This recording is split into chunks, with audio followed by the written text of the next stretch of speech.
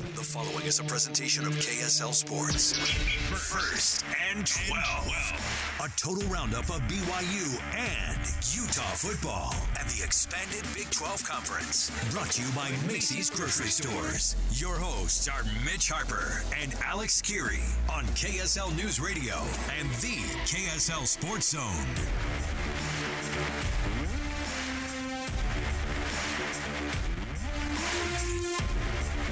What is up, everyone? Another season of First and 12 is on the airwaves here on KSL News Radio and the KSL Sports Zone. Mitch Harper, Alex Kirry with you. We're talking the 16-team Big 12 Conference. There's so much to get to from week one, an eventful week one in this new era of Big 12 football, which we will be discussing every week throughout the Big 12 football season. Mitch, what's up, man? It's another season. We're back at it, man. I know. You feel, now, it's not like you and I don't get to see each other and talk to each other most days, but, I mean, we got real football we're talking about here. None of this week zero garbage. We're into actual football season, man. I'm pumped. So excited about that because I was tired of competitive advantages through quarterback battles. Now we got actual real plays to break down box scores, coaching decisions. There's so much to get to. And, you know, this Big 12 conference has so many great angles and storylines. And that's where we start things off with our biggest storylines of the week. 12 headlines. 1, 2, 3, 4, 5, 6, 7, 8, 9, 10, 11, 12. The dozen storylines that shape this week of Big 12 football. Headline 1.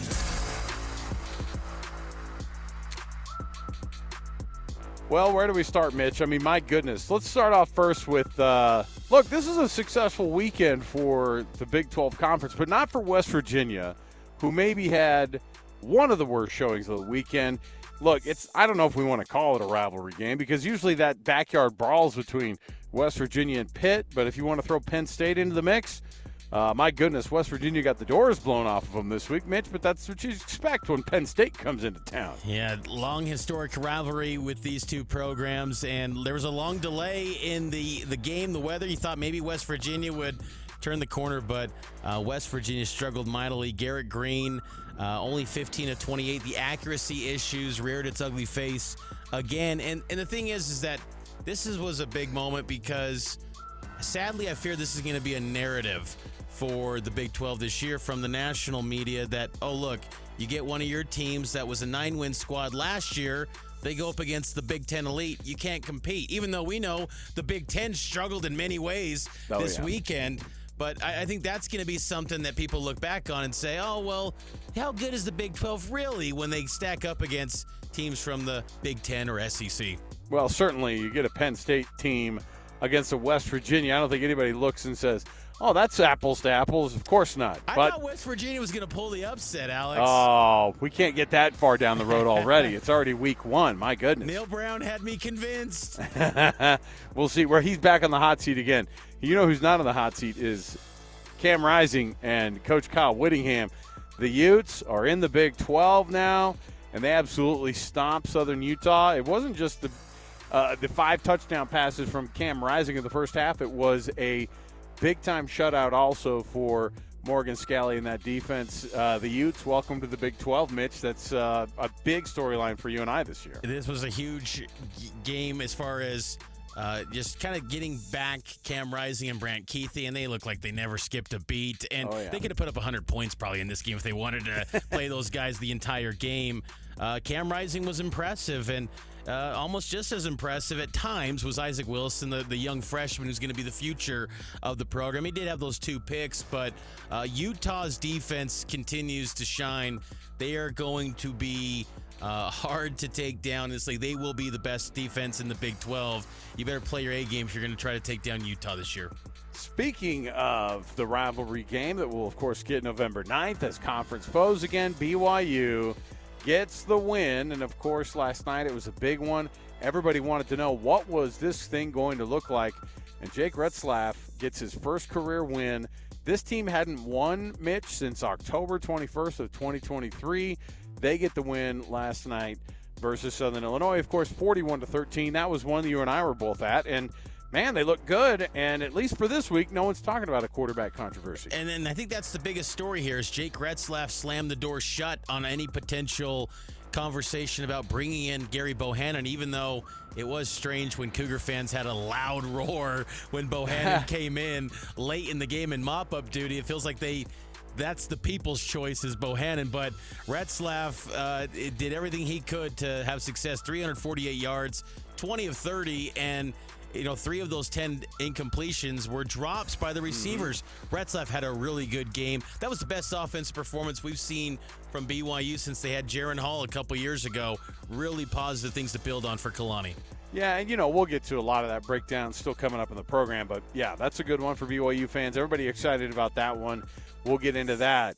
Another conference mate that is brand new to all this is Colorado, who we kind of all had as penciling in for a loss this weekend. At least I did against North Dakota State, who's not a team you want to mess with when it comes to FCS teams. But they eke out a win 31-26. And at least for this week, Coach Prime avoids the 0-1, the, oh, my goodness, they're not worth it. But, North Dakota State's a really good FCS team, and Colorado showed up. They got the win, and for this week, at least, they survived. And they're the number one passing offense in college football through week 1. Shedeur Sanders, 445 yards.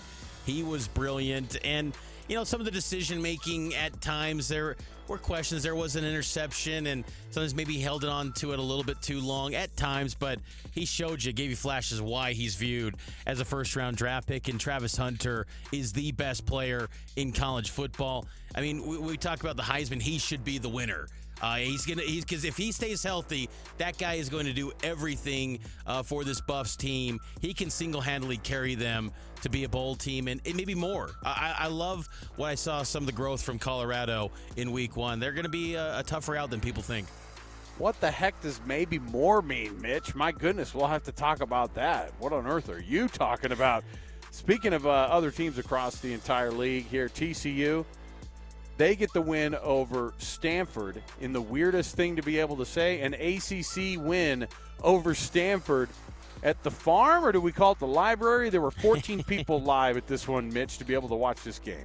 Very embarrassing showing from Stanford. But TCU, first year with Andy Avalos as the defensive coordinator, solid output. They're going to go to that even front, the 4-man front, which kind of surprising because TCU always had that odd front with earlier in the previous regime. So I'm curious to see how this continues to progress, but a good start for TCU, who last year was a mess. I mean, think about last year when we debuted the show, they lost to Colorado in Coach Prime, and it felt like all the momentum they gained from the national championship game appearance just went out the window instantly. So Sonny Dykes is a really good coach, and they're that team whenever TCU is a complete underdog, people think that they can bounce back. So that was a nice showing to get that win over Stanford. This was a game, Alex, Texas Tech squeaking by Abilene Christian. I like Joey McGuire, but, man, it's time to get results. You're recruiting at a high level, but only a 52-51 win in OT against an FCS team. You got taken it stretched that far against an FCS squad? Yeah, it looked even more dicey than that. I mean, the fact that it went to overtime, Abilene Christian showing up in a big way, and Texas Tech was supposed to roll in that one. You got the 50-point part of beating an FCS team, but you took a full overtime and you gave up 50 yourself. Not a good showing for Joey McGuire and his guys. Speaking of blowing the doors off, we were watching this thing and we were going, I can't believe what's going on. Bronco Mendenhall rolls into Tucson last night and kept it close, at least for a moment. And you said something about Colorado and the possibility of Heisman hopefuls out of the Buffaloes. No freaking way. If Noah Fafita and Tet McMillan they're going to have to fight over. They're going to invite both of those guys to New York at the end of the year. Noah Fafita, a 400-plus yard day, beating the New Mexico Lobos 61-39. I know you took the over on that one because you knew for sure it was going to be a 100-point game. No, but for real, I mean, Tet McMillan, though, how about 10 catches, 304 yards and 4 touchdowns, and he only played 3 quarters. Wow. T-Mac is, and what's crazy is there were questions how healthy he was going to be in week 1 because limited use in fall camp because he suffered an injury late in spring practices. What a brilliant performance. 10 catches, 304. He is incredible. I mean, Travis Hunter's the best all-around athlete in college football. T-Mac's the best wide receiver. Ollie Gordon, who we'll get to, best running back. The Big 12's got star power this year, and you know Brett Yormark loves that. Well, if you had on the bingo card that ASU was going to be the team in Arizona this weekend who actually outperformed the other Arizona team, how about ASU and Kenny Dillingham getting a 48-7 win over Wyoming? Wyoming, oh my goodness, BYU's got to go up to Laramie in a couple of weeks. This was good for them to at least look and say, hey, maybe we can get those guys. Sam Levitt's better than people think. I mean, there was so much talk coming out of spring when Jaden Rashada leaves for Georgia, and people thought, oh, that's doomsday for Arizona State. But Sam Levitt was beating Jaden Rashada in spring ball. And, I thought that was an underrated addition. I'm kind of hesitant to say ASU's a lock to go bowling, but this is, again, highlights the depth. When Yormark says deepest league in America, that's the 16th place team beating someone 48-7. It shows that the Big 12 on any Saturday, these teams can rise to the occasion and put up a big performance. Going to the next headline, new schools. ASU, we talked about them. Colorado, Arizona, Utah, 4-0 in their first weekends as members of the Big 12. Hey, they might not want to be here, but, man, they're settling in nicely. Not a bad showing. Of course, the big one here locally, BYU defensive coordinator and associate head coach, successful heart procedure. That was a shock, Mitch. Yes. A heart attack for Jay Hill, but he was back in the booth last night up in Provo and not calling the plays this week. Apparently that was up to Coach Satake, but, man, that was a scare and an emotional one for BYU this week. Frightening stuff. It just shows how precious life is and how insignificant things like these deep state secrets about position battles where you go, this is the real stuff, folks, where someone's life was on the line. And Jay Hill's a beloved figure here in the state of Utah. BYU, Utah, Weber State, Utah State, they all love him. And he's really a beloved guy in college football, too. And it was, great to see him still in the box. And Kalani said he's going to be back on Monday. It's crazy to believe, but Jay Hill is a tough dude. But it also highlights as well how demanding coaching is. And these guys go through a lot. And you hope that, this is something where he maybe has a little more perspective going forward. He can take care of his health. Don't forget about the Sunflower State this week. Kansas and Kansas State, both teams that are talked about as possible dark horses, or at least in Kansas State's case. A lot of people think that they could be the ones to challenge Utah to win this conference. They both roll in wins this weekend, Mitch, and got to watch out for both of those teams coming out of Kansas, man. These guys are both good. Yeah, I thought it was a cool setup too for Kansas in that soccer stadium. That's going to be kind of fun to see them playing at Arrowhead and bouncing back before those two venues. But then finally, conference goes 14-2 first weekend, so they avoid the colossal upsets. Texas Tech gave a scare, but solid week all around for the Big 12 Conference. We got to take a break, though. On the other side, we'll continue to break down the BYU game as the Cougs are 1-0 to kick off the 2024 season. It's 1st and 12 here on KSL News Radio in the KSL Sports Zone. Today's just the start of the Big 12 and Power 5 talk to come. Listen to JJ and Alex Monday on your drive home. Afternoons from 3 to 6 on 97.5, the KSL Sports Zone. Welcome back. It is another edition. It's another year of 1st and 12 right here on KSL News Radio. Also heard on the KSL Sports Zone. Alex, Kirry, and Mitch Harper. Thanks for being with us again. Mitch, of course, part of our breakdowns. This is a fun one for us now. We get to break down BYU and Utah. We'll break down BYU for this first hour. We'll get to the Utes next hour. You don't want to miss any of it. It's all brought to you by the folks at Macy's Grocery Store. The freshest fruits and vegetables and from your local farms to your local favorite brands. Macy's, happy shopping. They're back on board again this year. Mitch, let's talk a little bit of BYU offense. 527 yards of total offense. I think before we were doing our pregame yesterday, and I kind of set some personal okay, look, if you want to feel better about this team and you want to feel good about BYU kind of going forward, you got to score in that kind of 35 to 45 point range. and you've got to have like 400 yards of offense. Maybe even run for 150 yards. Check, check, check. All for BYU. 41 points. They get the 41-13 win over SIU. And you got to feel good if you're Kalani because you put up 527 yards of total offense, 348 through the air, 179 on the ground. And they also Mitch, one thing that I noticed too, aside from the scoring of the points and the efficiency from Jake Retzlaff, they ran the ball 47 times. I mean, look, if you want to be a member of the Big 12, those are kind of rushing numbers you've got to put up. No doubt. And BYU had a balanced attack, and people didn't believe me when I said drop the stat during the game, but BYU last season, no games with 400 total yards or more.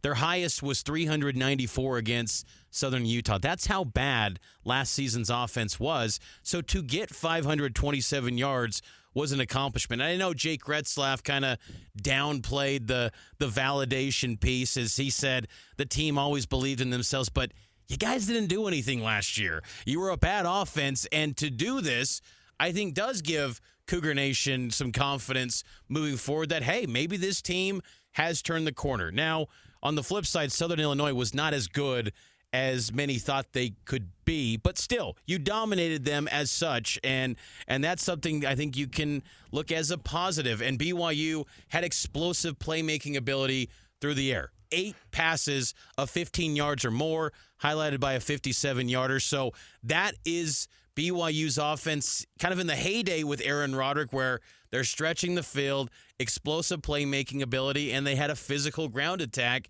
It was the best offensive performance we've seen in at least 2 years from BYU. Well, let's give a grade, too, for how this offensive line, who, from a self-evaluation standpoint, they were not impressed with themselves last year. This was a big point of problem for this team last year. They changed the offensive line coach in the offseason.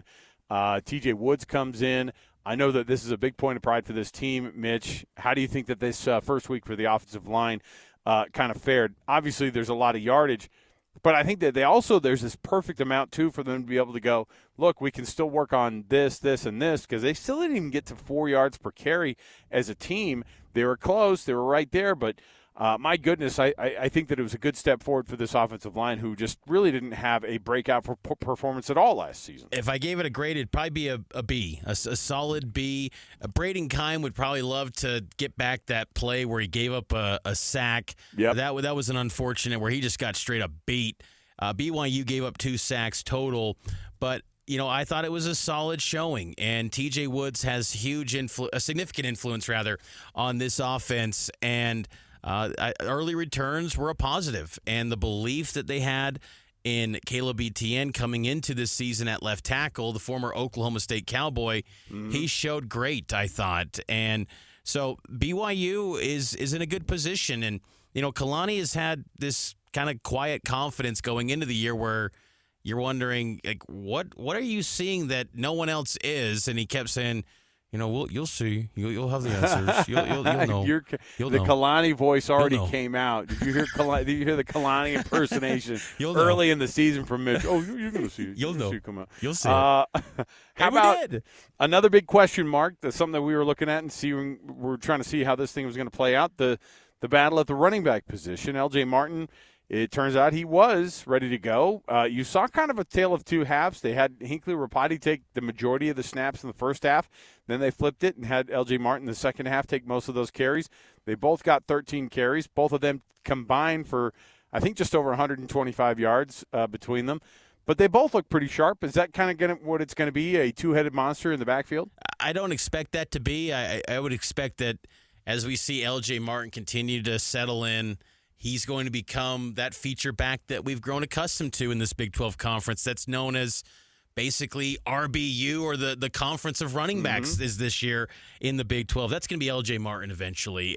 But it's nice that Rapati gave you a nice glimpse of what he can provide, and that was his first game in 2 years. But eventually L.J. Martin's going to emerge as that bell cow, that guy that can get you 22 carries in a game. That's what he's going to provide eventually. In his first game back, coming back from the shoulder, I think they wanted to ease him in, but I thought he looked really good, and he's going to be a special football player for BYU. But that offense showed very well in week 1 against the Salukis. We got to take a timeout. On the other side, we will get to BYU's defense. How did they perform in their game against Southern Illinois? We'll break it down here on First and 12, and it's brought to you by Macy's Grocery Store. Happy shopping.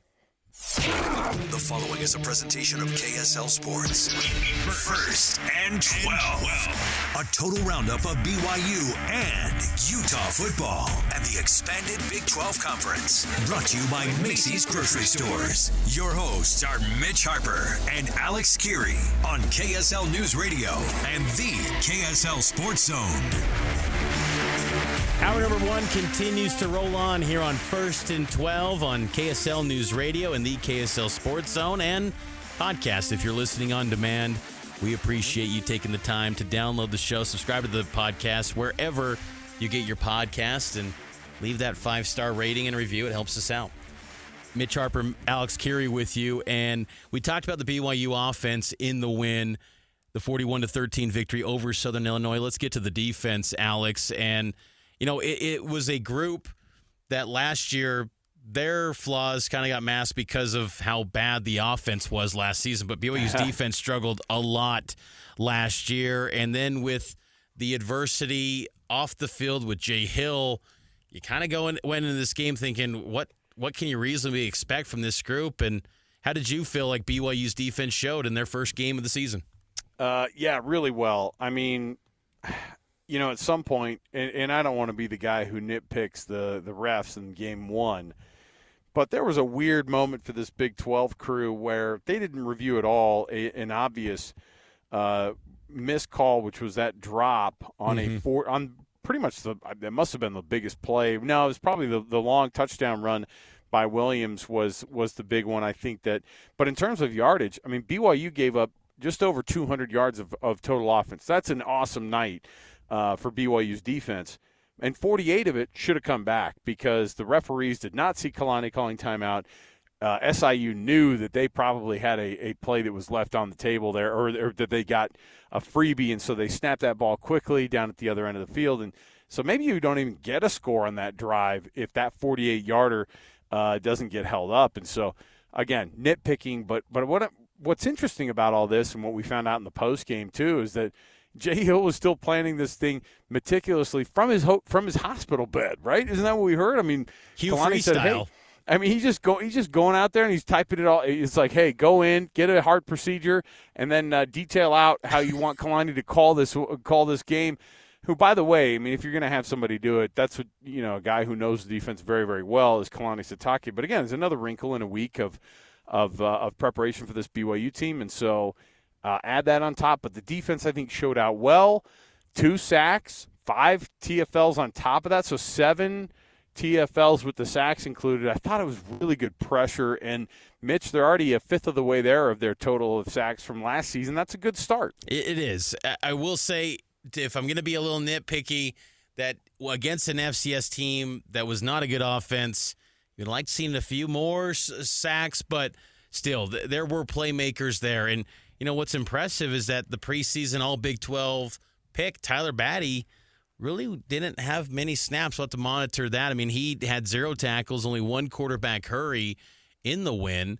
A bunch of players got snaps in this game, including a bunch of young guys for BYU. In total, there was about 24 players recorded at least 1 tackle or more, led by Jack Kelly, who looked as good as advertised. 5 tackles, 0.5 tackles for loss, and a quarterback hurry.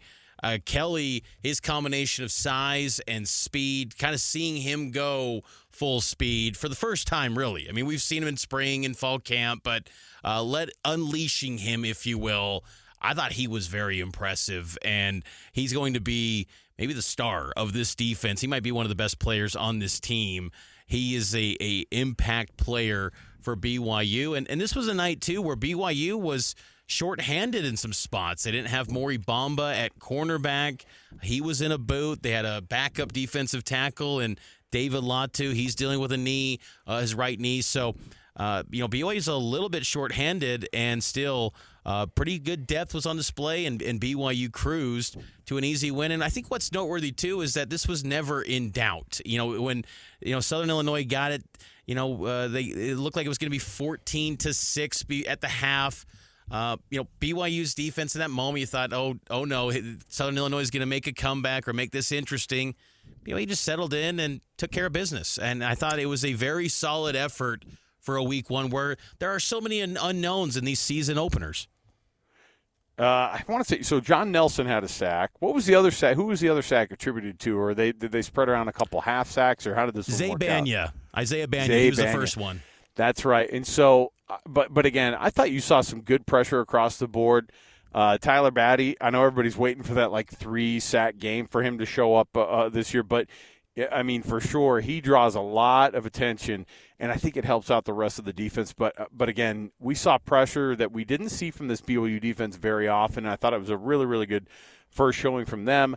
They had a couple of long runs that were, frankly, just DJ Williams kind of freelancing because plays had been blown up. And so on the overall, you saw a clean game from BYU on both the offensive and defensive side of the ball. I think 3 penalties total on the night for 15 yards. And so it was a very disciplined outing as well for BYU, on top of this one being not a lot of yards. I mean, and the other thing, Mitch, was I think that they doubled up SIU in the time of possession. I know you look at that, a lot of that it comes down to the offense, but the reality is that your defense gives you the opportunity. They took away so many opportunities from SIU. They forced a lot of punts.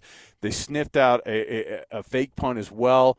Was that Tanner Wall who ended up getting that tackle on that one too? I mean, so a lot of guys showing up. They have depth at that defensive back position, and then you get like a classic pick from Jacob Robinson, who started off his season well. So this defense looks really, really sharp. I know it's the first game. I know it's an FCS opponent, but a lot of things to be able to take away from there. But also, if you're a coach, you're going, oh, yeah, we can nitpick some stuff too. And so there's stuff for this team to work on the offensive and defensive side of the ball. And so nice outing for this BYU defense in week one here. It definitely was. And we got to get to a break. We'll get to the Big 12 Sound Roundup, a weekly fixture here on 1st and 12, where you get the best sound bites from the coaches and players around the Big 12 Conference. Mitch Harper, Alex Kirry with you here on KSL News Radio and the KSL Sports Zone.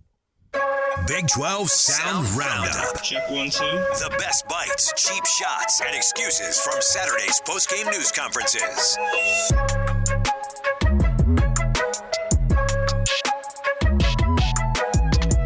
All right, everybody, welcome back. It is 1st and 12, season number 2, and it's a good one because Utah and BYU back in the same conference for the first time. And, I don't know. What was the actual year? I hadn't even thought about this week, Mitch, of all this talk we've been going back and forth.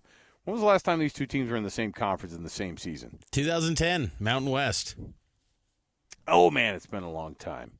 It's good to have them all back again in our Sound Roundup. Of course, we're going to feature heavily teams here in the state because they both played this weekend. And while neither of them had their first conference games yet, and they haven't played each other, obviously, they both had FCS opponents. Kyle Whittingham, of course, first fired things up, talking about his quarterback, Cam Rising. And Cam, man, he looked good, and he fired things off. And Whit, of course, loves having his leader back. It was good to see him moving quick and being able to cut and do his thing, but a little too much contact tonight. Try to reinforce that more if we possibly can, but he's so competitive, and that's just his nature. A little more contact than we would have liked. How about that? I think it's the Cam of old. I mean, he, at least tonight, he was sharp. 67%, what was it, 10 of 15, 10 of 14, so 70% completion percentage, somewhere in there, close to it. A bunch of touchdowns, five touchdown passes. Didn't miss many throws. There's a couple he missed, but not many. Yeah, sliding's a good idea. Step out of bounds if it's in the vicinity. Just try to avoid those direct shots. You don't want to take those shots, and we'll watch the film, and there was probably 2 or 3 times where he could have done a little better job of getting out of harm's way. Mitch, obviously, Coach loves having Cam Rising back, and I mean, that's you have a 5-touchdown pass performance in the first half. You don't even have to play in the second half. That's exactly how you wanted this thing to play out if you're Cam Rising and Coach Witt having your big leader back. And he gets maybe even better. He gets out healthy and he's fine. He's ready to go for week 2 because that's what you wanted. You wanted to see Cam Rising back out there making plays and looking like his old self. Cam Rising's not the prototypical NFL measurables guy, but he's a dang good college quarterback, and he's a guy that's won at a high level for Utah, and the impact his presence for that Utah team, it is just noticeable. I mean, there were not many stretches last year at any point with the Utah offense and all the quarterbacks they had to trot out where it was that explosive. And some of those faces that you saw, the skill positions were similar, but it just changes their fortunes having Cam Rising. He is critical to them. And, if he went out, that changes the complete outlook on that team. But with him in, you can dream big, and they're thinking playoff and thinking Arlington for the Big 12 title. But that was a strong showing from Cam Rising after such a long layoff from coming back from a devastating injury. Mitch, you and I shared a text a couple of nights ago when we found out that Jay Hill had had the heart procedure that he did, that there was a heart attack for a defensive coordinator the night or the 36 hours before kickoff of their first game of the season. And Jay Hill, who is also one of the healthiest dudes you'll run into, you think to yourself, man, this guy's got it all together. But, of course, that's not a perfect straight line for somebody's health. But, of course, Kalani, after the win, talking a lot about his friend Jay Hill and just how happy he was that he was back and feeling as good as he did. And of course, it was also the cherry on top to have the W for the first week of his team in taking on Southern Illinois. But this is Kalani in his first statement after the win and talking about Jay Hill, of course. Glad we got the win. It was good to play football again, and just excited to see these guys get on the field after the off season and some of the adversity that this team's gone through. I'm really proud of the way they played this game, and it wasn't perfect, and it wasn't even our best, but there were some moments that we had some really good things going, and I think the leadership, the experience showed up, and just really proud of the team and the way we played. All 3 phases I thought it was really good. I took care of the football. There's some scary moments. I mean, other than I think if we're evaluating it, I just don't know how they do things in the review when the replay stuff. But that's for the rest. I'm biased when I thought that was a fumble, So I'm always getting. And then we were trying to get a timeout when we thought it could have been reviewed. Just didn't work out. So I probably need to get in a better position to get timeouts. I mean, I ran out of breath for no reason because they didn't give it to me until after the play was done. So, but love the way the guys played. Excited about what we can do as a team and looking forward to the next matchup against SMU in Dallas. Just want to give a lot of praise and appreciation to all the fans that were here. They're amazing, and they brought a lot of energy, and we need them. And so just hope they know that we appreciate them and love them. And then Jay's doing great. He was in the box and was on the headset, and we're going back and forth and different calls and things like that. But he's in great spirits, and I'm glad that he's healing up, and we'll be ready to have him join us on Monday. You can tell in that commentary from Kalani that Jay Hill means a lot to him, and that relationship between those two is very strong. And I'm sure that was probably a whirlwind when he got that call Kalani did on Thursday night from Jay Hill's wife, Sarah Hill. And, I mean, the whole Hill family, they've gone through a ton. Sarah, the wife who battled cancer, I mean, they have just experienced a lot.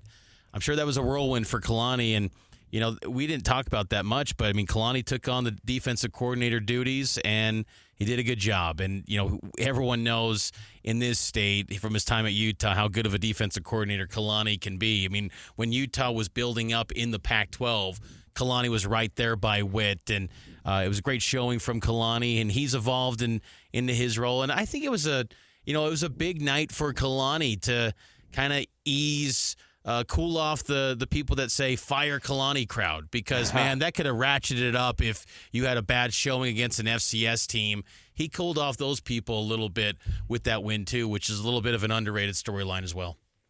Not a 20-6 Portland State 2017 start, which is a good news for him. And the pressure's on. I mean, this is big boy football now, and Kalani knows it. This is not something that's lost on him. So there you go, your first Sound Roundup of the season, of course, heavily featuring the local teams here. We'll take another break here. We'll come back to hour number 2. We've got so much more to talk about with this Big 12. So many showings across the conference. Lots of stuff to still chop up here. And we'll, of course, get to a game breakdown of Utah versus Southern Utah. So many things to go. So stay right here with us. Mitch Harper, Alex Kirry. It's all brought to you by Macy's. Happy shopping. We'll be back. 97.5 the KSL Sports Zone and KSL News Radio.